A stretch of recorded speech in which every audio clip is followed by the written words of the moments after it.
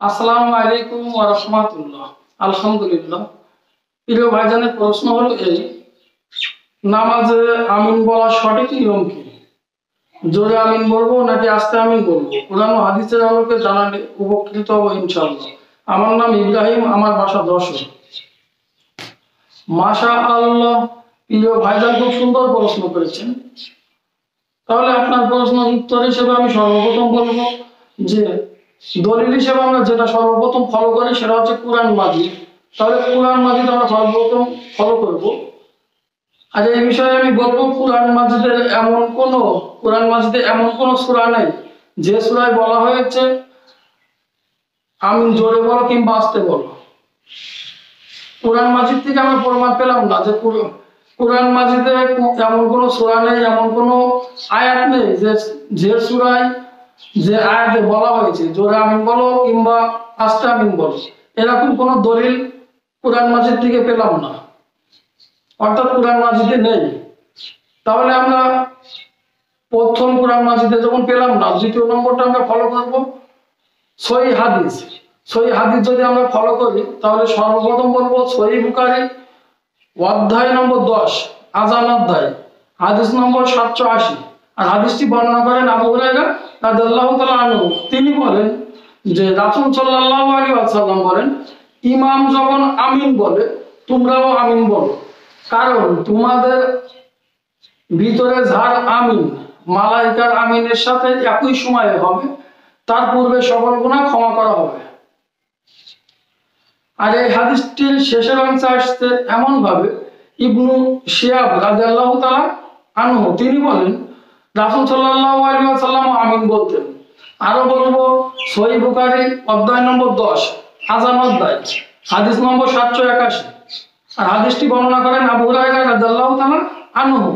তিনি বলেন রাসূল সাল্লাল্লাহু আলাইহি ওয়াসাল্লাম বলেছেন, সালাতে তোমরা আমিন বলো, কারণ তোমাদের ভিতরে যার আমিন মালাইকার আমিনের সাথে একই সময়ে হবে, তার পূর্বে সকল গুনাহ ক্ষমা করা হবে।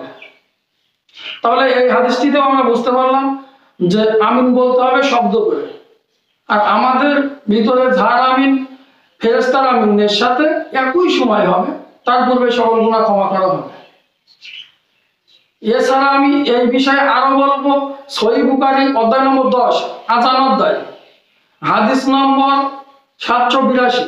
আর হাদিসটি বর্ণনা করেন আবু হুরায়রা রাদিয়াল্লাহু তাআলা আনহু। তিনি বলেন রাসূল সাল্লাল্লাহু আলাইহি ওয়াসাল্লাম বলেছেন, যখন ইমাম বলবে গায়রিল মাগদুবি আলাইহিম ওয়ালাদ-দালিন, তখন তোমরা আমিন বলো, কারণ তোমাদের ভিতরে যার আমিন মালাইকার আমিনের সাথে মানে ফেরেশতার আমিনের সাথে একই সময়ে হবে, তার পূর্বে সকল গুনাহ ক্ষমা করা হবে।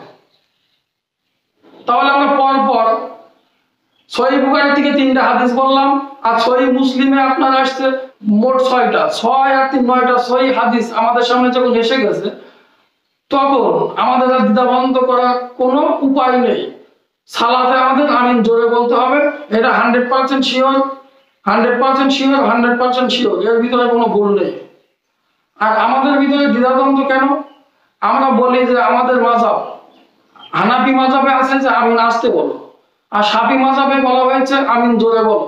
এই দুই মাযহাবের ভিতরে সর্বোত্তম হচ্ছে শাফি মাযহাবের, এটা আমিন শব্দ করে বলতে হবে।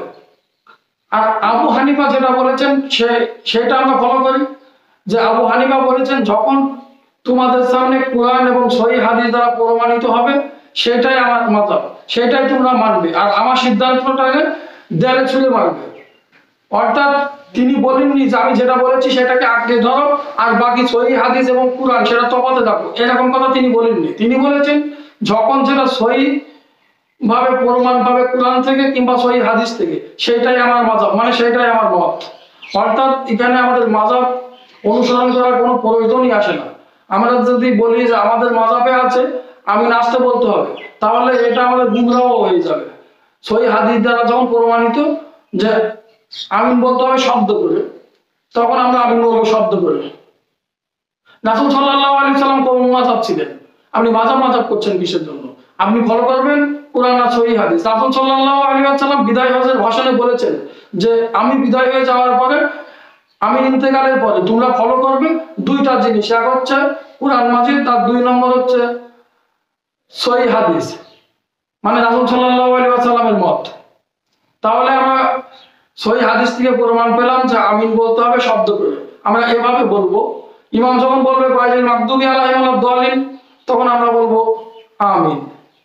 আশা করি বোঝাতে সক্ষম হয়েছে। আর যদি কারো কোনো প্রশ্ন করার থাকে কমেন্ট করে জানাবেন। আমি প্রতিনিয়তই আপনাদের প্রশ্নের উত্তর নিয়ে আপনাদের সামনে হাজির হই ইনশাআল্লাহ। আসসালামু আলাইকুম ওয়া রাহমাতুল্লাহ।